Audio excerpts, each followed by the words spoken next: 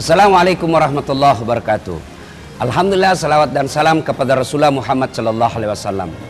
Hari berganti, bulan berlalu, akhirnya Ramadan pun tiba. Sambut Ramadan. Dari 12 bulan, ada satu bulan yang menjadi bulan spesial buat kita umat Islam, yaitu bulan suci Ramadan. Bulan suci Ramadan ini diberi gelar atau nama yang beragam. Bulan penuh rahmah, bulan penghapus dosa, bulan dikabulkan segala doa dan permohonan, bulan di mana ada satu yang lebih mulia dari 1000 bulan, sebut Lailatul Qadar. Di kampung dulu waktu kecil, ketika ada tamu yang ingin datang ke rumah, maka ibu saya segera memperbaiki diri. Kordennya diganti, spray diperbaiki, semuanya dilakukan perbaharuan. Kenapa? Menyambut tamu spesial. Dan begitulah memang seharusnya umat Islam dalam memuliakan tamunya. Kita umat Islam alhamdulillah hari ini kedatangan tamu. Tamu kita bukan manusia, tamu kita bukan pejabat. Tamu kita adalah bulan suci Ramadan. Sebagai umat Islam, bagaimana cara menyambut bulan suci Ramadan ini? Barang siapa yang bergembira menyambut bulan suci Ramadan, maka Allah bebaskan dirinya dari api neraka. Subhanallah, baru bergembira Allah telah membebaskan diri kita dari api neraka. Yang jadi masalah, bagaimana disebut bergembira? Ini tradisi kita biasanya yang disebut bergembira. Apa yang dilakukan? Mereka pergi minggu terakhir. Minggu terakhir kadangkala pergi ke pantai, kadangkala ke puncak, kadangkala ke mall. Bukan seperti itu. Yang disebut bergembira dengan menyambut bulan suci Ramadan ini bukanlah melakukan pesta-pesta, bukanlah melakukan huru-hara. Bahkan ada yang sampai mengatakan, ayo kita pergi minggu terakhir berpesta-pesta, 1 bulan kemudian kita tidak bisa melakukan lagi. Jadi kesempatan hari ini maksiat terakhir. Nauzubillah min zalik. Tentu bukan itu. Bergembira menyambut bulan suci Ramadan, melakukan sesuatu seperti yang dilakukan oleh Rasulullah Muhammad SAW. Apa yang dilakukan Rasulullah Muhammad SAW dalam menyambut bulan suci Ramadan? Yang pertama, silul arham, menyambungkan persaudaraan yang putus.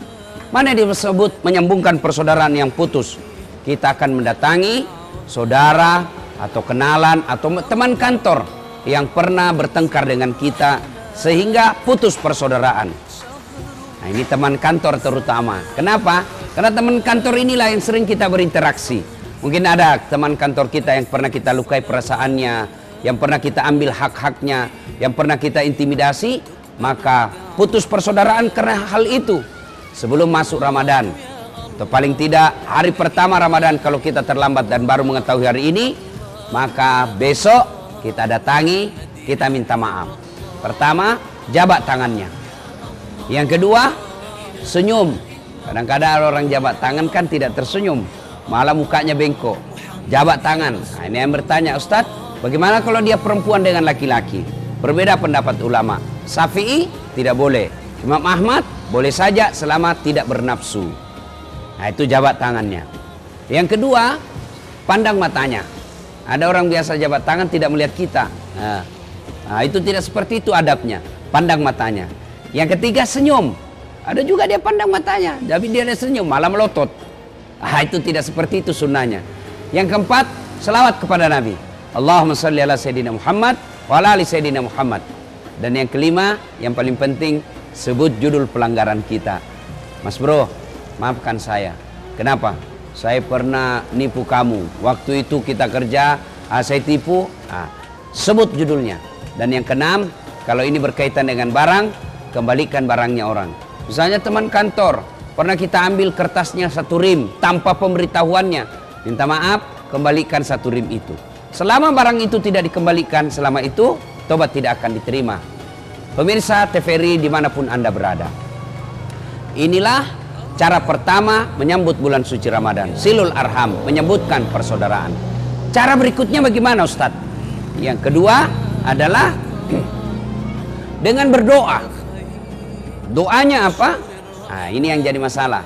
Doa tidak harus pakai bahasa Arab. Tidak ada kewajiban berdoa memakai bahasa Arab. Memang Rasulullah menganjurkan, doalah engkau seperti yang di dalam Al-Quran. Kenapa berdoanya dianjurkan dalam Al-Quran? Kita dapat pahala ganda. Pahala ganda yang bagaimana? Satu, pahala tadarrus atau ngaji. Bukankah satu huruf Al-Quran itu dibalas dengan 7 kemuliaan? Yang kedua, pahalanya apa? Pahala berdoa. Bukankah doa itu adalah ibadah? Bukankah ibadah itu adalah ada sisi kebaikan dan ganjaran di dalamnya? Nah, tapi kalau kita tidak tahu makna dari doa dalam Al-Quran itu, maka silahkan pakai bahasa Bugis, bahasa Jawa, bahasa Betawi, bahasa apa saja boleh. Nah, sambut Ramadan ini silul arham, sambungkan persaudaraan. Yang kedua berdoa. Doanya apa? Minimal doanya, ya Allah, berikan umur yang panjang, kuatkan imanku, berikan hidayah kepadaku, agar saya bisa memuliakan dan memperbanyak amal di bulan suci Ramadan ini. Pemirsa yang saya hormati, akhirnya Ramadan telah tiba. Sambungkan persaudaraan, banyak-banyaklah berdoa di bulan suci Ramadan ini. Mudah-mudahan Allah memberikan keutamaan-keutamaan di bulan suci Ramadan ini, dan dengan doa itu kita mendapat hidayah dari Allah Subhanahu wa taala. Saya Dasat Latif untuk pemirsa TVRI dimanapun Anda berada. Terima kasih. Assalamualaikum warahmatullahi wabarakatuh.